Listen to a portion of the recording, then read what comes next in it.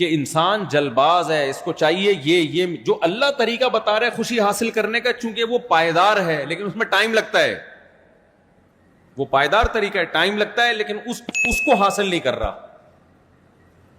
اس کو حاصل کیسے کیا جائے؟ اللہ نے اس کی مثال دی, فرمایا الا المصلین, کچھ لوگ ایسے ہیں جو جلباز نہیں ہیں. جلباز کا مطلب تو سمجھ گئے نا, خوشی حاصل کرنے کا فوری طریقہ چاہیے, اس کے سائیڈ ایفیکٹ میں غور نہیں کرنا. آپ کو پتا ہے ایسے لوگ بھی ہیں دنیا میں جو بالغ ہوتے ہی زنا کر رہے ہیں, ہزاروں دفعہ انہوں نے زنا کیا ہے. میں جب باہر ملکوں میں جاتا ہوں ہر طرح کی رپورٹیں آتی ہیں میرے پاس, لوگ بتا رہے ہوتے ہیں اپنے غیر مسلم دوستوں کے حالات, ہزاروں دفعہ زنا کیا, ان کو زنا میں رغبت ختم ہو گئی, وہ کسی اور طرح سے لائف کو انجوائے کرنا چاہتے ہیں, ان کو لذت ہی ختم ہو گئی اس میں. کہتے ہیں ہمیں اب ہم اس سے ڈپریشن میں جاتے ہیں. پھر وہ لڑکوں سے بدفعلی کی طرف آتے ہیں, اور پھر کچھ اور, پھر وہ کہتے ہیں اس سے بھی دل بھر جاتا ہے, کہیں اور جاؤ, اس سے پھر خوشی نہیں ملتی ہے. آخر میں کیا ہوتا ہے؟ دماغ خراب, گولیوں پہ آتے ہیں, بس سوتے رہو کسی طرح پڑے ہوئے. تو آج مسلمان بھی اسی زندگی کو فالو کر رہا ہے بھائی, مسلمان بھی اسی کے پیچھے بھاگ رہا ہے کہ جو خوشیوں کا جس طرح سے ان کو خوشیاں ملی ہمیں بھی ملیں گی. بھائی ان کو نہیں ملی تو تمہیں بھی نہیں ملیں گی. تو اس لیے اللہ تعالیٰ نے فرمایا اذا مسہ الشر جزوعا واذا مسہ الخیر منوعا الا المصلین. اللہ کہتے ہیں جو لوگ جلباز نہیں ہیں, جو پائیدار طریقے سے خوشی حاصل کرنا چاہتے ہیں, جو مصیبتوں پہ صبر کرتے ہیں, خوشیوں پہ اتراتے نہیں ہیں بلکہ شکر کرتے ہیں, یہ کون لوگ ہیں؟ چند لوگ دنیا میں ایسے ہیں جن کی زندگی کامیاب ہے. وہ کون لوگ ہیں؟ دیکھو, اس کو سمجھنے کے لیے پہلے قرآن کا ایک اصول سمجھو. قرآن کی عادت ہے جزیات کے ضمن میں کلیات سمجھانا. تھوڑی گاڑی اردو ہے, اس کو میں آسان زبان میں سمجھاؤں گا. قرآن جب اصول لا اور ضابطہ بیان کرتا ہے نا, تو لا کی شکل میں نہیں بیان کرتا بلکہ اگزامپل دے کے بیان کرتا ہے. اس کی میں ایک مثال دیتا ہوں. دیکھو, کسی بھی لا کو سمجھانے کے دو طریقے ہوتے ہیں. نیوٹن کا ایک قانون ہے نا کہ ہر عمل کا ری ایکشن ہوتا ہے نا, ہر ایکٹ کا ری ایکٹ ہوتا ہے. تو ہمارے ٹیچر مثال دیا کرتے تھے, دیوار پہ جب آپ بال مارو گے جتنی زور سے مارو گے اتنی زور سے واپس لوٹے گی, یہ مثال دیا کرتے تھے. تو ایک طریقہ تو یہ کہ آپ نے نیوٹن کا قانون بتایا کہ ہر ایکٹ کا ری ایکٹ ہوتا ہے, ہر ایکشن کا ری ایکشن ہوتا ہے, جس کو اردو میں کہیں گے ہر عمل کا بولو رد عمل ہوتا ہے. لیکن بعض دفعہ جب سادہ طریقے سے کسی چیز کو سمجھایا جاتا ہے تو لا نہیں بتایا جاتا, مثال پہلے دی جاتی ہے. آپ مثال سے بات سمجھاتے ہو, دیکھو بیٹا تم دیوار پہ جتنی زور سے دیوار پہ گیند مارو گے اتنی ہی زور سے واپس لوٹے گی. تو بچے کے دماغ میں یہ بات بیٹھ جاتی ہے کہ جب بھی کوئی عمل کتنی زور سے کیا جائے گا اس کا جواب بھی اتنے ہی زور سے ملے گا. تو بعض دفعہ مثال کے ذریعے بات سمجھانا آسان. قرآن کا جو مخاطب تھے وہ عرب کے بدو تھے, اولین مخاطب. اس لیے قرآن میں مثالیں بہت ہیں کیونکہ مثالوں کے ذریعے بات بہت آسانی سے سمجھائی جا سکتی ہے. قرآن نے مثال سے بات سمجھائی, لیکن مراد کیا ہے؟ اصول اور ضابطہ. قرآن نے مثال سے بات سمجھائی. دیکھو کچھ لوگ ایسے ہیں, جزیات سے بات سمجھائی, کچھ لوگ ایسے ہیں جو جلباز نہیں ہوتے. یہ کون ہے؟ الا المصلین, وہ لوگ جو نماز قائم کرتے ہیں. والذین هم علی صلواتهم یحافظون, اپنی نمازوں کی حفاظت کرتے ہیں. الا المصلین الذین هم علی صلاتهم دائمون, پابندی سے نمازیں پڑھتے ہیں. الا المصلین الذین هم علی صلاتهم دائمون والذین فی اموالهم حق معلوم, یہ وہ لوگ جن کے مال میں ایک حق ہے, متعین حصہ ہے. للسائلی, مانگنے والوں کے لیے جو غربت میں مانگتے ہیں. والمحروم, اور ایسے محروموں کے لیے جو مانگتے نہیں ہیں, یعنی یہ لوگ جلباز نہیں ہوتے. للسائل والمحروم. والذین یصدقون بیوم الدین, یہ وہ لوگ ہیں جو آخرت کے دن کی تصدیق کرتے ہیں. والذین هم, کیا ہے بھائی آیت؟ والذین یصدقون بیوم الدین والذین هم والذین هم من عذاب ربهم مشفقون، اپنے رب کے عذاب سے ڈرتے ہیں. والذین هم لفروجهم حافظون، اپنی شرمگاہوں کی حفاظت کرتے ہیں. الا علی ازواجہم، سوائے زوجہ کے. تو یہ کیا قرآن بیان کر رہا ہے؟ یہ مثالیں بیان کر رہا ہے کہ یہ والے لوگ یہ جلباز نہیں ہوتے، نماز قائم کرتے ہیں، کنجوس نہیں ہوتے، ان کے مال میں یتیموں کا، مسکینوں کا، غریبوں کا حق ہوتا ہے، ان پہ خرچ کرتے رہتے ہیں. اللہ کے عذاب سے تمہیں نظر آئے گا کہ ان کے چہرے سے خشیت جھلکتی ہوگی کہ اللہ کے عذاب کے خوف ان کے دلوں میں ہے. تو کیا مطلب بتانے کا؟ یہ مثال دینے سے مقصد یہ ہے کہ ان کے اندر کچھ صفات ایسی ہوتی ہیں جن صفات کی وجہ سے ان کے جسم سے یہ اعمال نکلنا شروع ہو جاتے ہیں. مطلب یہ نہیں ہے کہ جو لوگ یہ اعمال کرتے ہیں وہ ایسے ہوتے ہیں. بہت سے 2 نمبر لوگ بھی یہ اعمال کر رہے ہوتے ہیں. سمجھ رہے ہو کہ نہیں سمجھ رہے؟ بہت سے نمازی ہوتے ہیں. ابھی ہم بیٹھے ہوئے تھے نا، میں کہیں سعودی عرب میں تھا، تو مجھے کسی نے بتایا کہ پاکستان کا جو نشے کا سب سے بڑا اسمگلر ہے. میں نے کہا اس کا نام کیا؟ وہ بڑے نالجیبل آدمی تھے. میں نے کہا پاکستان میں بھی نشہ کا یہ جو چرس ہیروئن اسمگل ہوتی ہے؟ انہوں نے کہا ہاں. نام کیا ہے؟ میں اب بندے کا اصل نام تو نہیں بتاؤں گا آپ کو، لیکن حاجی لگا ہوا اس کے نام کے ساتھ. فار ایگزامپل حاجی غفار. اب ہیروئن سب سے زیادہ ایکسپورٹ کر رہا ہے وہ بندہ، نام کیا ہے؟ وہ بندے نے میں نے کہا اس کا نام کیا؟ غفار ہے نہیں، کہیں غفار کے پیچھے نہ پڑ جاؤ، فرضی نام بتا رہا ہوں میں.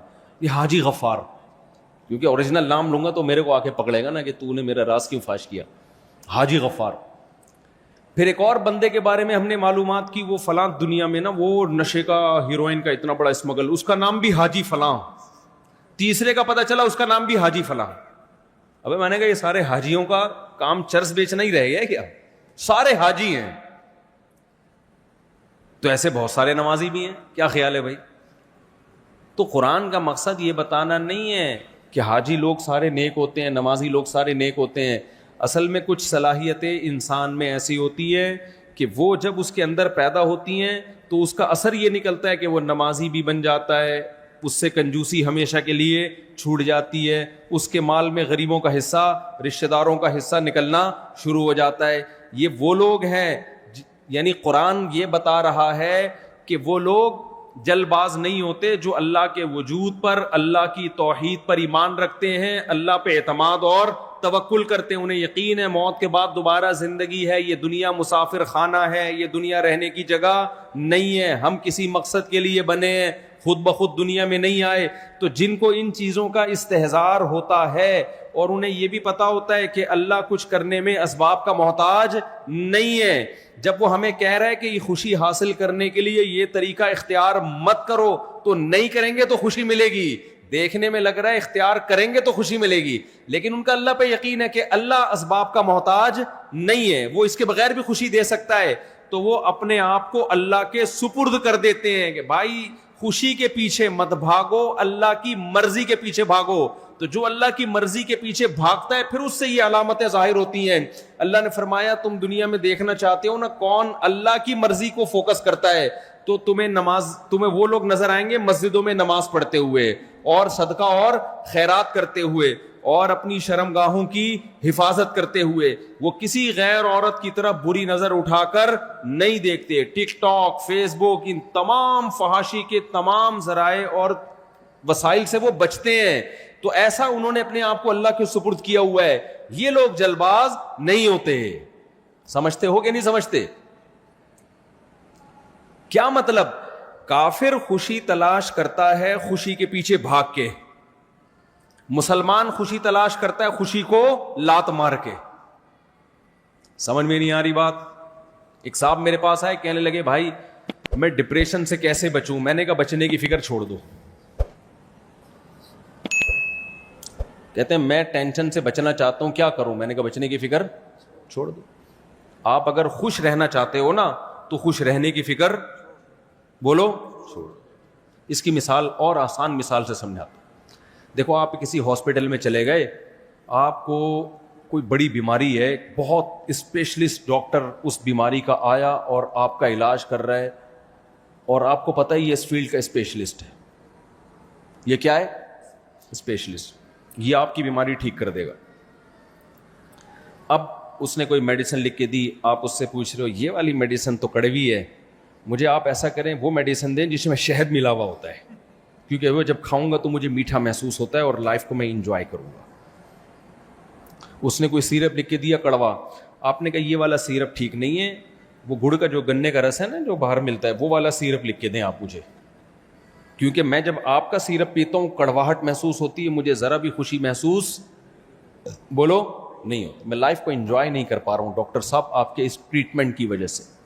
میں گنے کا رس پیتا ہوں تو مجھے بڑا مزہ آتا ہے, تو آپ وہ لکھ کے دیں, یہ لکھ کے دیں, وہ لکھ کے دیں, یہ لکھ کے دیں. تو ایک دن ڈاکٹر کیا کہے گا, بھائی اگر تو سچی مچی میں چاہتا ہے نا تیری لائف میں انجوائمنٹ پیدا ہو تو تو انجوائمنٹ کی فکر چھوڑ دے, یہ میرے اوپر ڈال دے. اگر میں تجھے کڑوا سیرپ دے رہا ہوں نا تو یہ سوچ کے پی لے کہ اسی میں میری خیر ہوگی. سمجھتے ہیں کہ نہیں سمجھتے؟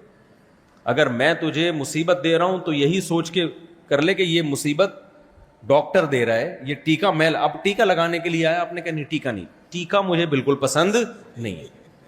ڈاکٹر صاحب میں آپ سے علاج ٹینشن کے لیے نہیں کرا رہا, خوش رہنے کے لیے کرا رہا ہوں تاکہ میں اور آپ ٹیکے لگا لگا کے مجھے ٹینشن دے رہے. کل آپ نے 2 ٹیکے رائٹ سائڈ پہ لگائے, اب آپ لیفٹ پہ لگا رہے ہو, رائٹ والی خراب کر دیا آپ نے, اب لیفٹ والی پہ آپ آ گئے ہو, بیٹھا نہیں جا رہا مجھ سے. تو عقل مند ڈاکٹر کیا کہے گا, یا عقل مند آدمی آپ کو کیا مشورہ دے گا؟ عقل مند کہے گا یار یہ ٹینشن تیری ہے ہی نہیں, تو نے جب اپنے آپ کو کسی ایکسپرٹ ڈاکٹر کے حوالے کر دیا ہے تو وہ تجھے میٹھا سیرپ پلائے, آئس کریم کھلائے یا تجھے ٹیکے لگائے, یہ تیرا ہیڈ ایک نہیں ہے, تو اس کی ٹینشن چھوڑ دے. جب یہ آیا ہے نا تو اس ڈاکٹر کے حوالے کر اپنے آپ کو, تب تجھے خوشی ملے گی, ورنہ تو چھوڑ دے. تو اللہ تعالیٰ کہتے ہیں کہ نبی صلی اللہ علیہ وسلم نے ارشاد فرمایا, من کانت الدنیا ہمہ جعل اللہ فقرہ بین عینیہ, جو دنیا کو اپنی فکر بناتا ہے کہ مجھے یہ بھی مل جائے, یہ بھی مل جائے, یہ بھی مل جائے, عیش کے پیچھے بھاگتا ہے, تو اللہ عیش کو آگے آگے بھگاتے ہیں اور یہ تگڑ تگڑ قیامت تک اس کے پیچھے بھاگتا رہے گا, ملے گا نہیں اس کو. اور جو سرنڈر کر دیتا ہے نا کہ بھائی میں نے وہ کرنا ہے جو اللہ اس کے رسول کا آرڈر ہے, جو حکم ہے میں اس کو فالو کروں گا, جو سرنڈر کر دے گا تو پھر غم آئے گا تو بھی کہے گا بھائی کس نے دیا ہے, اللہ نے دیا ہے. خوشی آئے گی تو کس نے دی ہے, بھائی اللہ نے دی ہے. اس کا انجام اچھا ہے. سمجھ میں نہیں آ رہی بات, میرا خیال ہے. لیکن کس نے سرنڈر کیا ہے, کس نے سرنڈر نہیں کیا, اس کی علامت یہ ہے کہ جو نماز پڑھ رہا ہے پابندی کے ساتھ, اس کا مطلب اس نے اپنے آپ کو سرنڈر کر دیا ہے. جو زکاتیں دے رہا ہے, صدقہ خیرات کر رہا ہے, مال پہ سانپ بن کے نہیں بیٹھ گیا, صدقہ خیرات خوب کثرت سے کرتا رہتا ہے, اس کا مطلب اس نے اپنے آپ کو سرنڈر کر دیا. یہ اللہ ہمیشہ مال اور زکات کا دونوں کا تذکرہ ایک ساتھ اس لیے کرتے ہیں کہ جب انسان اپنے آپ کو کسی کے حوالے کرتا ہے نا, تو حوالے کرنے کے 2 طریقے ہوتے ہیں. بعض دفعہ انسان اپنی جان حوالے کرتا ہے, مال میں وہ دل لٹکا کے بیٹھا ہوتا ہے, پیسہ نہیں دوں گا. یہ تلاوت آواز کہاں سے آ رہی ہے بچوں؟ تو جان حوالے کر دیتا ہے, مال حوالے نہیں کرتا وہ. یہ اس کا مطلب اس نے سرنڈر. دیکھو آپ گئے, تلاشی ہو رہی ہے نا, سیکیورٹی گارڈ آئے, تلاشی دو, آپ نے بٹوا اٹھا کے اس کو پکڑا دیا, اب لے لے وہی تو تلاشی. وہ کہے گا یہ بھی تو دکھا, کیا ہے, نہیں یہ نہیں دکھا رہا میں, آپ اس کو سرنڈر کرنا کہتے ہیں. بعض دفعہ انسان کیا کہتا ہے, بٹوا لے لو, میں اپنی تلاشی نہیں لینے دوں گا تمہیں. مال حوالے کر رہا ہے, جان حوالے نہیں کر رہا. تو اللہ نے جان, انسان 2 ہی چیزوں کا مجموعہ ہے, جان اور مال. اسی کو دنیا کہا جاتا ہے, اپنی جان بچانا, اپنا مال بچانا, اسی کو دنیا کہا جاتا ہے. تو اللہ کہتے ہیں کہ جو لوگ مکمل دنیا میرے حوالے کر دیں گے, اپنی جان بھی حوالے. جان حوالے کی علامت کیا ہے؟ 5 ٹائم نماز, کیونکہ آسان کام نہیں ہے, پڑھنا آسان ہے, پابندی بہت مشکل ہے. ساری زندگی فجر بھی, ظہر بھی, عصر بھی, مغرب بھی, عشاء بھی, اور خشوع و خضوع کے ساتھ پڑھتے رہنا, یہ انہی لوگوں کا کام ہے جو سچی مچی میں اللہ کے حکم کے آگے اپنے آپ کو سرنڈر کر دیتے ہیں. یہ ورنہ غیر مسلم بھی بہت سے ایسے ہیں جو کہتے ہیں میں اپنے آپ کو خدا کے گاڈ کے حوالے کیا ہے. بھائی آپ نے کیا گاڈ کے حوالے کیا؟ آپ تو ہفتے میں 1 دن چرچ چلے جاتے ہو بس. اس کو حوالے کرنا تھوڑی کہتے ہیں, تو بہت آسان ہے. 5 ٹائم نماز پڑھنا پابندی سے آسان نہیں ہے، بلکہ بہت زیادہ مشکل ہے. یہ وہی کر سکتا ہے جس کا واقعی اللہ پر ایمان ہو، کیونکہ ایک دن کی بات تھوڑی ہے. ہر تھوڑی دیر میں نماز کا ٹائم شروع ہو جاتا ہے. آپ کو اپنا کاروبار چھوڑنا ہے، اپنی تمام ایکٹیویٹیز کو آگے پیچھے کرنا ہے. سفر میں، حضر میں، ہم جب جہازوں کا سفر کرتے ہیں، کوئی بھی نمازی، میری اپنی بات نہیں ہے، سب سے بڑی فکر پتہ ہے کیا ہوتی ہے؟ بیچ میں نمازیں کون کون سی آئیں گی. جو شخص بھی نمازی ہوگا نا، جہاز میں سفر کرے، ٹرین میں سفر کرے، بس میں سفر کرے، اس کے لیے سب سے بڑی ٹینشن کیا ہے؟ یار نماز کیسے پڑھوں گا. اب اتنی بڑی پرابلم ہوتی تھی، ہم جب جہاز میں بھائی جا رہے ہیں 12 گھنٹے 13 گھنٹے یا 17 گھنٹے 22 گھنٹے بھی، تو اتنی لمبی فلائٹوں میں یار کون سی نماز کس ٹائم پہ کہاں آ رہی ہے، قبلہ کدھر ہوگا. جو بے نمازی ہے اس کو تو کوئی غرض ہی نہیں ہو، تو بیٹھا ہوا ہے آرام سے، پڑا ہوا ہے، سو رہا ہے، اٹھ کے دیکھ لیتا ہے کوئی نماز پڑھ رہا ہے تو چلو میں بھی پڑھ لوں. لیکن جس کو نماز کی حفاظت کرنی ہے، اس کے لیے سفر میں سب سے بڑی ٹینشن کیا ہے؟ نماز کیسے پڑھوں. تو یہ اللہ کا کتنا فضل ہو گیا. دیکھو سائنسی ترقی نے بہت سارے مسائل حل کر دیے ہیں. آج کل ایک اپلیکیشن آ گئی ہے حلال ٹرپ کے نام سے، جو جہازوں میں سفر کرتے ہیں نا وہ انسٹال کر لیں. حلال ٹرپ کے نام سے، اس میں کیا ہوگا، آپ اپنی فلائٹ کا ٹائم لکھو، یہ جہاز یہاں فلائٹ نمبر ڈالو اور لکھ دو کہ یہاں سے لے کے کس ملک میں جا رہا ہوں میں، تو وہ لوکیشن ڈال دو اس میں، یعنی وہ خود پوچھ لیتا ہے آپ سے، جو سوال پوچھا اس کا جواب دے دو بس، اور میں کیا ڈیٹیل میں جاؤں. جب آپ وہ حلال ٹرپ ڈاؤن لوڈ کرو گے تو جو پوچھے اس کو بتا دو. آپ بتاؤ گے نا تو وہ نمازوں کا ٹائم بتا دے گا. جہاز میں یہ بتائے گا کتنے بج کے کتنے منٹ پہ ظہر کا وقت شروع ہو رہا ہے، کتنے بج کے کتنے منٹ پہ عصر کا وقت شروع ہو رہا ہے، کتنے بج کے کتنے منٹ پہ مغرب کا وقت شروع ہو رہا ہے. اور جب مغرب کا وقت ہوگا تو وہ تیر کے نشان سے بتاتا بھی یہ قبلہ کدھر ہوگا. میں نے 5-6 مرتبہ اس کو ٹرائی کیا، بالکل ایکوریٹ بتا رہا ہوتا ہے وہ. تو یہ بہت بہترین طریقہ ہے نمازی لوگوں کے لیے. اس میں آپ کو یہ آسانی شریعت نے دی ہے کہ 2 نمازیں اکٹھی بھی پڑھ سکتے ہو، کیونکہ جہاز میں وضو کرنا بڑا مسئلہ ہوتا ہے، تو پھر کھڑے ہو کے نماز بھی بہت دفعہ نہیں پڑھنے دیتے. تو اس کا طریقہ یہ ہے کہ آپ اس میں یہ نہ دیکھو ظہر کا وقت شروع کب ہو رہا ہے، بلکہ یہ دیکھو ظہر کا وقت ختم کب ہو رہا ہے. تو جو ختم ہونے کا ٹائم ہے میں وہ اس کو فالو کرتا ہوں. مثال کے طور پر اس میں لکھا ہے، اچھا اس میں 2 ٹائم آ رہے ہوتے ہیں. ایک وہ ٹائم آتا ہے کہ جو آپ کے کنٹری کا ٹائم ہے جہاں سے آپ اڑے ہو، ایک وہ ٹائم آتا ہے جو جہاز میں جہاں آپ ہوگے اس ملک میں کیا ٹائم ہے. تو آپ نے وہ ٹائم لینا ہے جو یہاں سے اڑنے والا، گھڑی کو اس حساب سے رکھنا ہے. مشکل بات تو نہیں کر رہا میں، گھڑی کو اس حساب سے کر دیا آپ نے. جیسے ہم جب کراچی سے اڑے تو فرض کرو یہاں رات کے 9 بج رہے ہیں، یہ والی گھڑی چینج نہیں ہوتی. موبائل جو ہے نا وہ جس ملک میں جہاز جائے گا اس حساب سے اپنے آپ کو چینج کر لیتا ہے موبائل. تو موبائل کا ٹائم نہیں، یہ والی گھڑی مینول گھڑی جسے کہتے ہیں. تو اس کا ٹائم بھی آ رہا ہوتا ہے کہ یہاں کے حساب سے اتنے بج رہے ہوں گے، اتنے بج رہے. تو میں کیا کرتا ہوں بھائی، ظہر میں دیکھا کہ ظہر کا وقت ختم کب ہو رہا ہے. فار ایگزامپل ظہر کا وقت یہاں کے ٹائم کے حساب سے ختم ہو رہا ہے 5:25 پہ. تو ہم کیا کریں گے بھائی، 5:20 پہ اٹھیں گے، جا کے وضو کیا، ٹیشو سے نیچے سب صاف کیا جہاز میں، تاکہ وہ لوگ یہ نہ سمجھیں کہ کم بخت نمازی لوگ ہمارا واش روم کا بیڑا غرق کر کے باہر نکلتے ہیں. کیونکہ نمازی یوں چھینٹے مارتا ہے نا، آج کل دیکھا ہے آپ لوگوں نے وضو بھی لوگ کیسے کر رہے ہوتے ہیں، یوں کر کے پھڑک پھڑک چھپڑتے مار رہے ہوتے ہیں، سارا نیچے گند ہو جاتا ہے. تو تمیز سے وضو کرو میرے بھائی. اس کے بعد ٹیشو سے نیچے کا ایریا بولو صاف کر دو، تاکہ نمازیوں کا امیج جہاز کے عملے میں کے نزدیک خراب نہ ہو کہ یہ کوئی کمبخت نمازی آیا جو کیچڑ کر کے گیا یہاں پہ. اس کو صاف کر کے پھر آپ نے اس کو ڈسٹ بن میں پھینکا، اپنے ہاتھ صابن سے اچھی طرح دھو لیا، آپ نے نکل کے آیا. تو 5:20 پہ گئے، 5:30 پہ ظہر قضا ہو رہی ہے، تو 5:25 پہ آپ نے ظہر کی نیت باندھ لی، 2 رکعت پڑھ لی آپ نے. قبلے کا پتہ چل جاتا ہے اس میں. جیسی سلام پھیرا 1-2 منٹ آپ ٹھہرو، عصر کا وقت داخل ہو جائے گا. تو بخاری مسلم کی احادیث سے جو 2 نمازیں سفر میں ہمیں اکٹھا ہونا پتہ چلتا ہے، اس طرح سے 2 نمازیں نبی صلی اللہ علیہ وسلم نے اکٹھی کی ہیں، ظہر بھی مغرب اور عشاء بھی. اس پر میں دلائل الگ سے ریکارڈ کرواؤں گا انشاءاللہ پورے ریفرنسز کے ساتھ. ہماری رائے میں یہ جو کرتے ہیں نا ظہر کے فوراً بعد اثر پڑھ لیتے ہیں یا مغرب کے ساتھ اثر پڑھ لیتے ہیں، اس بارے میں کوئی صحیح حدیث موجود نہیں ہے. جو صحیح ہے وہ صریح نہیں ہے، جو صریح ہے وہ صحیح نہیں ہے. جبکہ قرآن میں ہر نماز کو اپنے ٹائم پہ پڑھنے کا اللہ نے حکم دیا ہے، چاہے سفر ہو یا حضر، اس میں اللہ نے کوئی فرق نہیں کیا. بہرحال مسئلہ اختلافی ہے، لیکن ہم احتیاط کے پیش نظر اسی پر عمل کرتے ہیں کہ اس طرح سے 2 نمازیں اکٹھی پڑھی جائیں. اور بخاری مسلم میں عبداللہ بن مسعود کا قول بھی ہے کہ نبی نے سفر میں بھی کبھی 2 نمازیں اکٹھی نہیں پڑھی ہیں, صرف حج کے موقع پہ آپ نے پڑھی ہیں. تو سفر میں بھی اکٹھی نہیں پڑھی کا مطلب یہ کہ قضا کر کے نہیں پڑھی ہے آپ نے, ہر نماز اپنے ٹائم پہ ہی پڑھی ہے. تو عبداللہ بن مسعود تو نبی کے سفر حضر کے ساتھ ہی تھے. خیر یہ مسئلہ میں ریفرنسز کے ساتھ پھر ریکارڈ کرواؤں گا کسی وقت, ابھی تو مسائل بتانے کا ٹائم نہیں ہے. ابھی تو صرف یہ بتانے کا ٹائم ہے کہ میرے بھائی جہاز میں بھی ٹرین میں بھی آپ نے نمازوں کو ضائع نہیں کرنا. تو مغرب بھی اسی طرح پڑھ لو, پھر دیکھ لو اس ایپ میں مغرب کا ٹائم کب ختم ہو رہا ہے, جب ختم ہونے والا ہے اس سے پہلے جا کے وضو کیا آپ نے, یا ظہر والا وضو بچا کے رکھ لو. اب اگر آپ کراچی سے امریکہ جا رہے ہو نا تو وضو کسی کا باپ بھی نہیں بچا سکتا.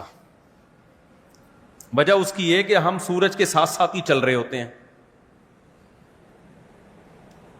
سورج کے ساتھ ساتھ تو نمازوں کا ٹائم داخل ہوتا ہی نہیں ہے, کہ بہت لمبے ٹائم کے بعد کوئی نماز کا وقت آئے گا. لیکن جب واپس آ رہے ہوتے ہیں تو سورج کے اپوزٹ چل رہے ہوتے ہیں, تو ٹھکا ٹھک نمازوں کا ٹائم آتا ہے. اس وقت زیادہ مشکل ہوتی ہیں نمازیں. سمجھتے ہو کہ نہیں سمجھتے ہو؟ اچھا خیر, تو مغرب میں بھی ایسے ہی کر لو, مغرب کو ڈیلے کیا, یہ سفر میں جائز ہے بلا کراہت.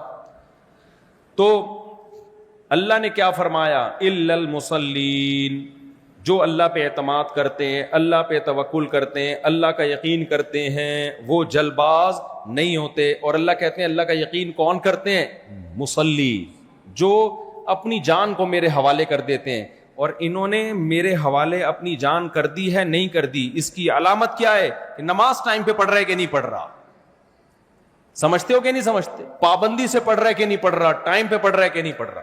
دوسری علامت اللہ نے بیان کی ہے, والذین فی اموالہم حق معلوم. اللہ کہتے ہیں صدقہ نہیں کرتے, نہ یہ تو بہت ہلکا لفظ ہے کہ یہ صدقہ خیرات بھی کر دیتے ہیں, تو ساری دنیا کرتی ہے بھائی, غیر مسلم بھی کر دیتا ہے, چیریٹی کرتے ہیں نا غیر مسلم بہت زیادہ. اللہ کہتے ہیں کہ ان کے مال میں متعین حصہ ہے, ان کو پتا ہے یہ میرا ہے ہی نہیں, یہ غریبوں کا ہے. یہ اللہ نے جو مجھے ایکسٹرا دولت دے دی ہے یہ میرے لیے تھوڑی دی ہے, یہ دی کس کے لیے ہے؟ تو غریبوں مسکینوں کے لیے دی ہے. سمجھتے ہو؟ ان کا یہ خیال ہماری ہے ہی نہیں بھائی. آج ہمارا یہ نظریہ ہے, یہ کانسیپٹ ہے. آج ہمیں جب پیسہ ملتا ہے تو ہم غریب کو کھلا تو دیتے ہیں یہ سمجھ کے کہ ہم اس پر احسان کر رہے ہیں, بھائی کو بھی دے دیں گے یہ سمجھ کے کہ ہم اس پر احسان کر رہے ہیں, بیوہ بہن کو بھی دے دیں گے, چل بھائی کیا یاد کرے گی بھائی, تیرا بھائی تیرا خیال کرتا ہے, یہ لے. اول تو یہ بھی نہیں کر رہے, اتنا بھی نہیں کر رہے. بیوہ ہوئی ہے اپنی ذمہ داری پہ ہوئی ہے, ہم نے تھوڑی بیوہ کرایا ہے اس کو, اس کے شوہر کو ہم نے تھوڑی مارا ہے.